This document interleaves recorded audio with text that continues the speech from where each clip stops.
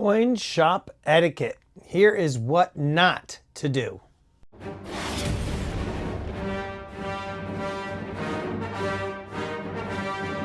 How you doing, everybody? Welcome to Empire Precious Metals. Thanks so much for watching. If you're new to the channel, make sure you blast that subscribe button and get the bell notification clicked. That way you get updated with any new content. So today, what I wanted to talk about is a topic that I haven't really discussed in quite some time, probably at least a few years. But there's a lot of things that have been going on in the world, which has been bringing a lot of new people to the hobby of stacking and collecting. And I've been seeing it with the growth of the channel, and I'm seeing it in the comments. A lot of people saying that they're new to stacking, etc. So one of the topics that I covered before, and it got a lot of positive reception, is coin shop etiquette, what not to do. And I did this at US Coin Trust with Steve. This was, again, like I said, 3 years ago. So I kind of wanted to go over some of the things that you should and should not do when you go to a coin shop, because I understand for people that are new to the hobby, you might feel a little intimidated because you don't exactly know what it is that you are doing. And maybe the store is extremely busy and you don't want to be in the way and you don't want to ask something stupid. And a lot of times too, what I often hear from people is that the coin shop guys are like these old stodgy, gruff types that are a little off-putting or maybe not exactly the friendliest. I've seen those comments before. So it certainly does help to know what it is that you're going in for when you are going into the coin shop, because you do not want to waste anybody's time. So anyhow, let's just get right to it. So first of all, coin shops, you got to keep in mind, they are microcosms of history. They're filled with a lot of knowledge. The coin shop owners are passionate about the hobby and about numismatics. You have to treat the space and the contents with care. I've seen people go into the coin shops with little kids and just let them run around, not stopping them or anything, and the kids like banging into stuff or whatever. I mean, have some, I guess just common sense on managing how you are watching your children in the coin shop and how you are operating in the coin shop. Handle things gently, handle things with care, right? The pieces aren't yours. You want to handle them as such. And respect the expertise of the coin shop owners and the employees, okay? They probably know a lot more than you do, unless they're somebody that's brand new and just started working there. But you want to be respectful. So don't touch anything without permission. I would always say, make sure you ask before you touch anything. Usually a lot of the items are held behind display cases, so you have to ask to see something. But if there's anything that's out in the open, it always helps just to ask politely if you can touch something. All right, so make sure you get permission first. Just remember, coins are valuable. Also, don't be a know-it-all. I've seen people go into coin shops who just started maybe watching YouTube or whatever, started learning a few things, but they still definitely don't know a lot about coins or the hobby or stacking. And I've seen them act as if they know more than the coin shop owner. And you can just tell by sitting there listening to the conversation, person doesn't know what they're talking about. So don't be a know-it-all. If you're genuinely curious about something, by all means, ask.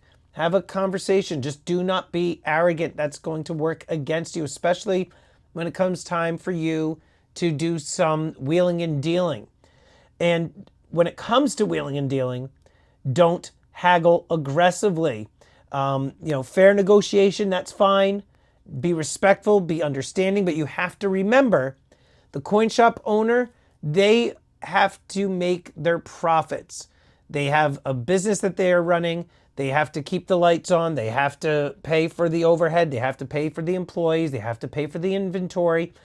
So even though when you go online, either it be on eBay or some other website like an online retailer, if you see the price of something is relatively high or priced for retail, just remember the coin shop owner, they might be able to sell you something slightly below what the items are selling for online. But when it comes to buying the pieces, do not expect for the coin shop owner to pay you the full retail price.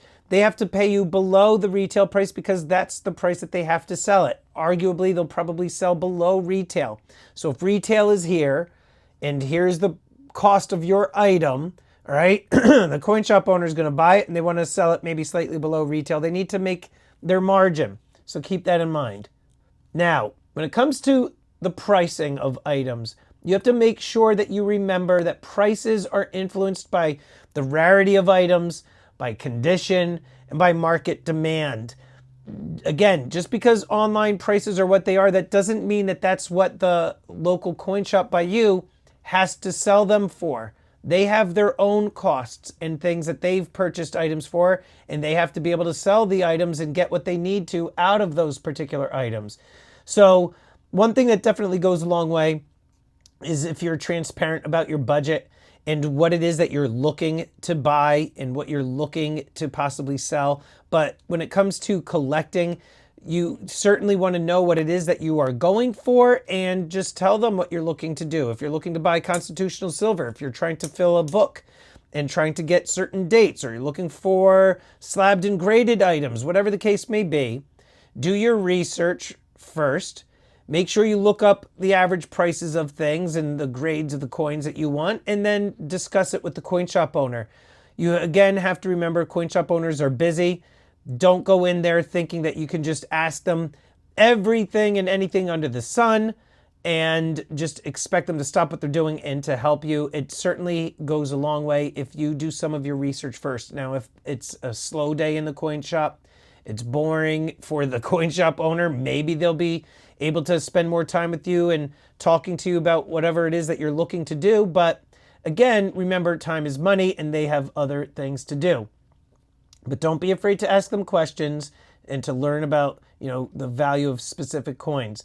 Now, aside for the coin shops being hubs for collectors, what often happens is if you go to different shops enough, you're going to see regulars, just as if you were going to a local bar or a community center or any hangout or a restaurant, whatever the case may be.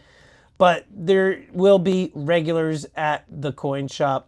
You might be able to strike up conversations with them, foster connections. It certainly helps with the atmosphere. Be mindful of others' experiences. You want to be welcoming to everybody and make sure you leave a good impression.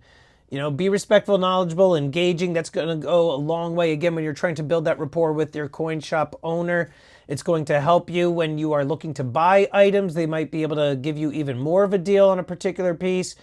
And when it goes to selling, they'll be able to maybe pay you a little bit more aggressively for your particular item, especially, again, if you've built that rapport over time. And that's the other thing, too, building a long-standing relationship with your coin shop. If you do repeat business, you go in once every couple of weeks or once a week or whatever your schedule allows, buy a few things here, buy a few things there. It's not rocket science. It really isn't. But, the purpose of this video, again, is just I've seen things in different coin shops that I have been to where things can get awkward real fast. People, again, like I said, that are acting like know-it-alls, or they don't know what it is that they want. Or if, again, they're being arrogant, especially when it comes to haggling. And don't be rude and disrespectful. I mean, that goes a long way.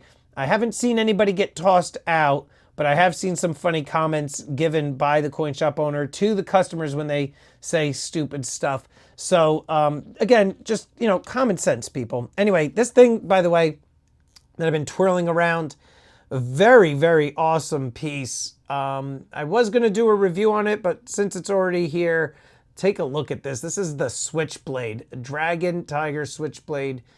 This is made by Spectres.io, and you can follow them on Instagram. I'm not sponsored by them. From time to time, they'll send me a piece. Let me review it, and I tell them what I think. But this thing is amazing. I believe the mintage on this is 888. The reason I love this piece, the dragon and the tiger, is because I got a dragon and a tiger tattoo on my arms, but just very, very nicely done. Definitely check, again, Spectres.io out. Let them know Stormy sent you. But anyhow, as I was saying, back to the coin etiquette or coin shop etiquette. Just don't be a dummy, all right? It doesn't take rocket science here. It's just common sense stuff. Let me know in the comments below, though. I would be very curious as to any sort of awkward interactions that maybe you have had or have witnessed. I'd love to see what you have to say. Comment down below. If you felt this video was helpful, make sure you hit that subscribe button, get that bell notification clicked, and guys, I will see you on the next one.